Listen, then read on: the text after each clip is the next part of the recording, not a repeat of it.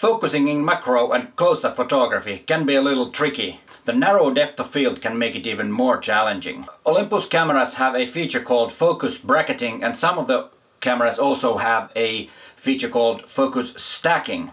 This will help you with your focusing during macro photography and to help you to get enough depth of field so that everything is sharp. In this video I will tell you what these things mean and how to use them.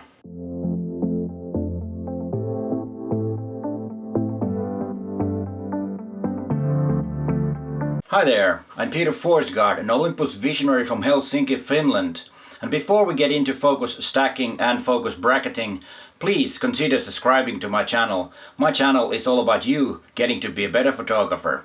And hit that bell also so you get notified when there is a new video online. I post videos on Tuesdays and Fridays. And if you like this video, please give it a thumbs up also. When focusing very close, the depth of field gets very narrow and focusing is really hard, and it's also hard to get the small object to be sharp from front to end. And even stopping down won't get you enough depth of field.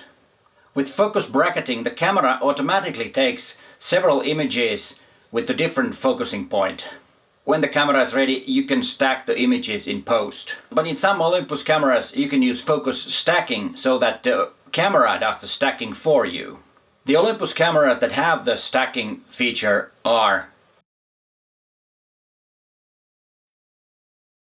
the Olympus OM-D EM10 Mark II and Olympus OM-D EM10 Mark III. They both have focus bracketing, but they lack the feature of stacking. So you can make some image bracketing with them, but with those cameras you need to take the images into post-production and stack your images in Photoshop or some other stacking software that's available. The bracketing feature can be turned on from shooting menu too. It's in the same place in every Olympus cameras except on the Olympus OM-D EM10 Mark III. There you have to go to the mode dial and turn it to advanced photo mode, and then you can find it from there. My examples are from Olympus OM-D EM1. Focus bracketing is the last option in the bracketing menu. You simply turn it on and then you can start bracketing your images. In the bracketing menu you can set the following options. You can set the number of shots from 3 to 999. I have personally never used more than 9 or 10 images, but you can use more if you need. Any of you ever used 999 images when doing focus bracketing? Please tell me if you have and why. That would be really interesting to hear. In which situation you would need 999 images. So please let me know in the comments if you have used so many images when doing bracketing.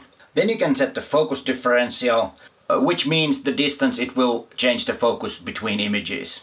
This measure is proportional, so it depends on the distance to the subject, so you need to test it and see how it works and to find out which distance or which differential is suitable for your image, what you are making. Of course I would start with 5 and then start working from that and see how the thing works. Charge time is the amount of time between individual images are taken. This is important if you use a flash like the Olympus Macro Flash STF8. This gives time for the flash to recharge for the next image. When you have everything set up, focus for the first image and press the shutter button.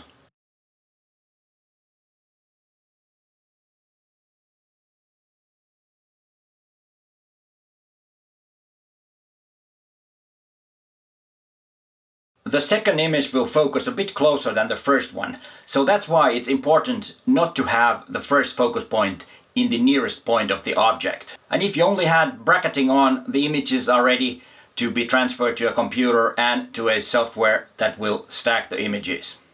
But if you had focus stacking on, the camera will stack the images for you.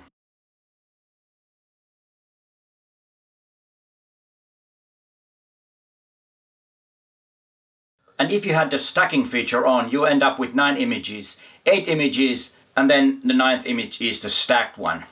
Here you can see the image that was stacked, and here is the image that was taken with the same settings, but bracketing was not used. It's only one image. And as you can see, the stacking crops the image a bit. It's actually 7%, so be sure to leave some room around your subject so it will fit in the frame after stacking.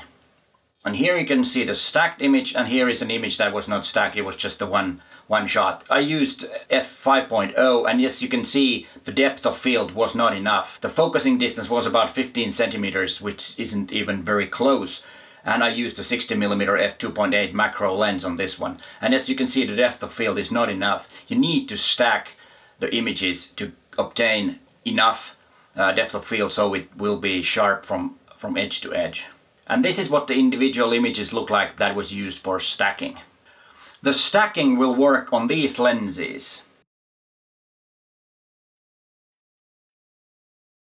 And remember to have the latest firmware on the lenses too.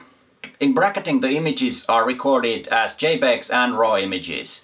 But the stacked image is a JPEG, because it uses the JPEG image for stacking. And if you need to stack RAW images, you have to use Photoshop or a software called Helicone Focus. So it's a lot more work to do, but sometimes you might want to use RAW images. Have you made macro images? And if you have, what is your favorite subject to do macro photography? Please let us know in the comments. Hey, thanks for watching and bye for now!